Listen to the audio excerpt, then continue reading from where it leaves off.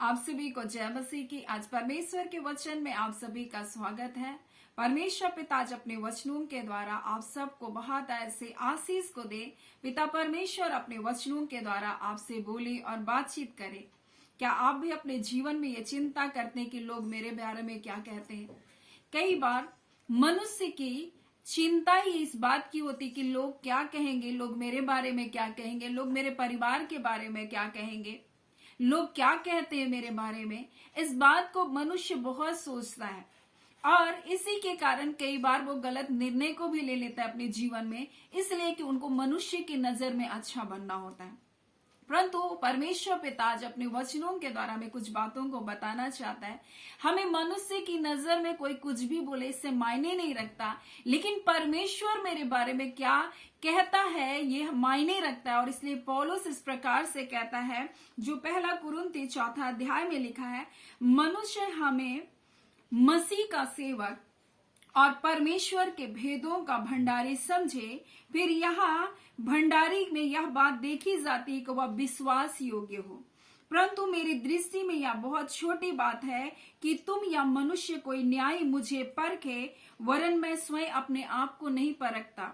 और इसलिए बोलता है कि मेरा मन मुझे किसी बात में दोषी नहीं ठहराता, परंतु इससे मैं निर्दोष नहीं ठहर गया, क्योंकि मेरा परखने वाला मेरा प्रभु है। इसलिए जब तक प्रभु ना आए तब तक किसी भी बात का न्याय ना करे।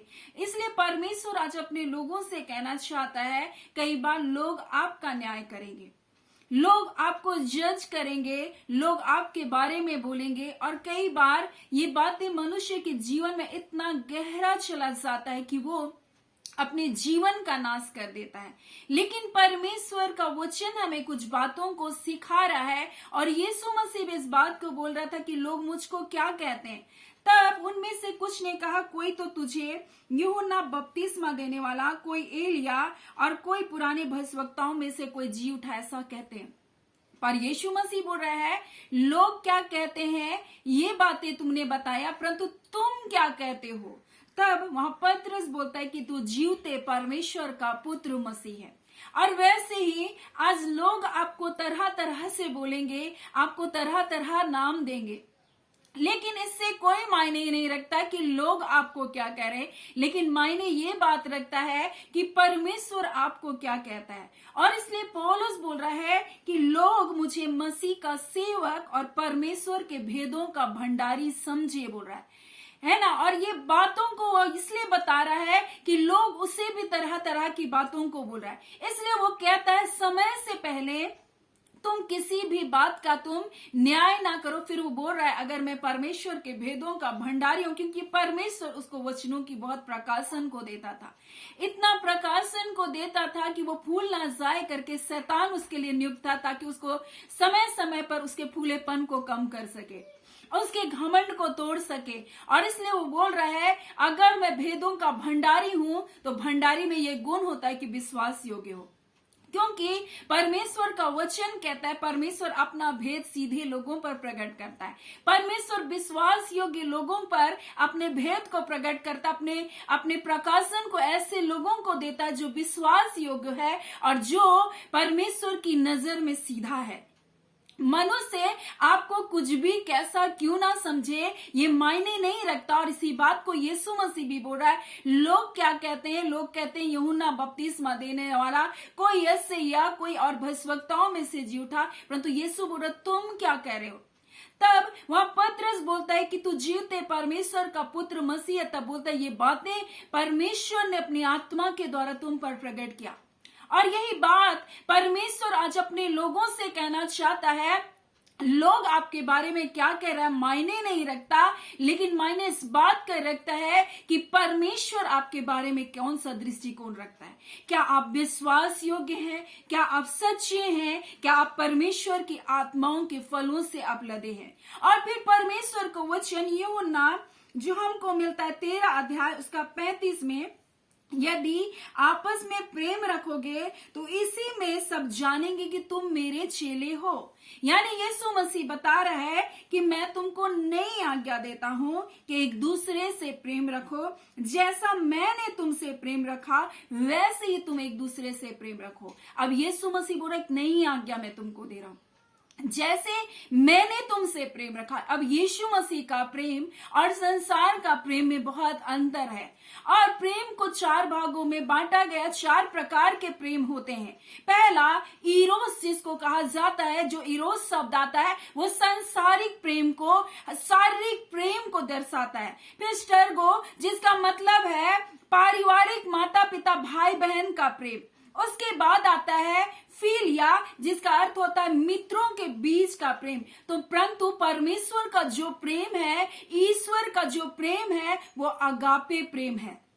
और ये प्रेम स्वार्थ रहित प्रेम है जो यीशु मसीह ने हमारे लिए किया। उसने अपने आप को हमारे लिए बलिदान कर दिया, हमें बचाने की खातिर। और कई बार अगर हमारे अंदर ये प्रेम नहीं है तो हम कभी भी आत्माओं को नहीं बचा सकते। हम कभी भी ऐसी आत्माओं के लिए तरस से नहीं बढ़ सकते जो शराब में, जो व्यसनों में, जो पापों में, जो अंधकार में है, जो लतों में, जो गुलामी में है। अगर हम ऐसा प्रेम नहीं रखते उनके जीवन को बचाने के लिए, तो हम कभी भी उनके जीवन को नहीं बचा सकते। जैसा प्रेम यीशु मसीह ने हमसे किया, निस्वार्थ प्रेम, वैसा प्रेम परमेश्वर चाहता है कि आप एक दूसरे के साथ रखें। कई बार मनुष्य का प्रेम सिर्फ स्वार्थ के लिए होता है। आज विवाह जो होता है वो प्रेम की जगह एक समझौता बन गया है, और इसलिए आज पति और पत्नी में अनबन है, क्योंकि आपने मसीह का सा प्रेम करना, अपने बलिदान सा प्रेम करना नहीं सीखा। पुरुष को इसलिए कहा, जैसे मैंने कलीसिया से प्रेम किया, वैसे ही पतियों तुम भी अपनी पत्नियों से प्रेम करो। अब मसीह ने कलीसिया से, अपनी दुल्हन से कैसा प्रेम किया? उसने बलिदान वाला प्रेम किया। उसने अपने आप को उनके लिए निछावर कर दिया। लेकिन यहाँ मेरा और मैं खत्म नहीं होता, तो पति पत्नी 2 से 1 कैसे रहेंगे? और इसलिए तो आज परमेश्वर कहता है, जब तुम मेरे जैसा एक दूसरे के साथ प्रेम करोगे तो लोग जानेंगे कि तुम मेरे क्या हो, चेले हो। और यहाँ इस प्रकार से लिखा, यदि आपस में प्रेम रखोगे तो इसी से सब जानेंगे। लोग आपको कैसे जान रहे हैं? आज लोगों की नजर की, लोगों के बातों की आपको बहुत परवाह है कि लोग मुझे क्या कहेंगे। लेकिन आज परमेश्वर कहना चाहता है, अगर लोग कुछ भी कहे, लेकिन अगर आप ईश्वरीय प्रेम, अगापे प्रेम का जैसा लोगों से बिना कुछ पाने की अपेक्षा से और आप प्रेम करेंगे, तो परमेश्वर कहता है लोग जानेंगे कि तुम मेरे चेले हो। और यही बात पौलुस बोल रहा है, लोग मुझे क्या कहते हैं ये मायने नहीं रखता, लेकिन तुम जान लो कि मैं मसीह का सेवक और परमेश्वर का भेदों का भंडारी, तुम मुझको समझो। क्योंकि भंडारी में ये बात देखी जाती है कि वह विश्वास योग्य हो, और पौलुस बोलता है मैं विश्वास योग्य हूं परमेश्वर के कार्य को लेकर। और इसलिए वो बोलता है, परंतु मेरी दृष्टि में बहुत छोटी बात है कि तुम में से तुम या मनुष्य कोई न्याय मुझको परखे। यानी वो कह रहा है, मुझको परवाह नहीं कि तुम मुझको क्या कहते हो, मुझको परवाह नहीं कि तुम मुझे परखते हो, लेकिन वो कह रहा है कि मैं स्वयं अपने आप को भी नहीं परखता। परंतु इससे ये नहीं हो गया कि मैं परमेश्वर के सामने निर्दोष हूं, क्योंकि मेरा मन मुझको निर्दोष ठहराता है। मेरा मन मुझको दोष नहीं देता कि मैंने किसी के साथ बुरा किया। मेरा मन मुझको ये बातें नहीं बताता कि तुमने ये बातें गलत की, लेकिन इसका अर्थ ये भी नहीं कि मैं परमेश्वर की दृष्टि में कुछ गलत नहीं हूं। बोलता है, परंतु इससे मैं निर्दोष नहीं ठहरता, क्योंकि मेरा परखने वाला प्रभु है। और प्रभु जो बातों को हम सोच भी नहीं सकते कि ये गलत है, वो मेरा यीशु जानता है कि ये बातें गलत हैं। फिर भी वो कहता है कि जब तक प्रभु ना आए, समय से पहले किसी भी बात का न्याय नहीं करो, क्योंकि वही है अंधकार की छिपी बातों को ज्योति में क्या करेगा? दिखाएगा, और मन के अभिप्राय को प्रकट करेगा। तब परमेश्वर की ओर से हर एक की प्रशंसा होगी। और आज हम और आप, लोग क्या कहते हैं इसकी परवाह किए बगैर, हमें परमेश्वर के प्रेम से एक दूसरे से प्रेम करना है। और हमें लोगों की तारीफ, लोगों की प्रशंसा के लिए कार्य नहीं करना है, परंतु हमें परमेश्वर की प्रशंसा के लिए कार्य करना है। अगर हमारे अंदर ईश्वरीय प्रेम नहीं होगा, अगापे प्रेम नहीं होगा, निस्वार्थ प्रेम नहीं होगा, तब तो हम किसी को क्षमा भी नहीं कर सकेंगे, तब तो हम किसी को माफ भी नहीं कर सकेंगे। इसलिए परमेश्वर का वचन कह रहा है, मैं तुमको एक नई आज्ञा दे रहा हूं। और ये नई आज्ञा ये है कि यीशु मसीह कहता है, जैसे मैंने तुमसे प्रेम रखा वैसे तुम भी एक दूसरे से प्रेम रखो। यदि आपस में प्रेम रखोगे तो इसी से सब जानेंगे कि तुम मेरे चेले हो।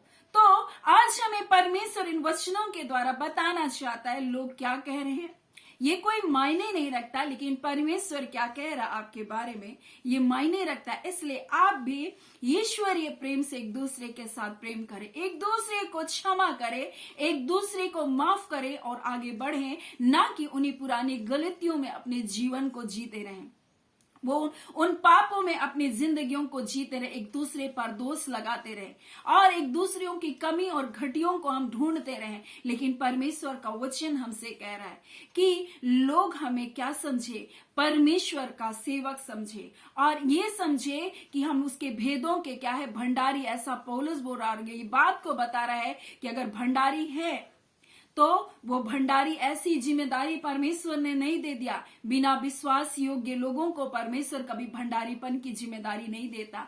और फिर अगर उसे भेदों की समझ दी गई है तो परमेश्वर का वचन इस प्रकार से कहता है, परमेश्वर सीधे लोगों पर अपने भेद को क्या करता है, प्रकट करता है।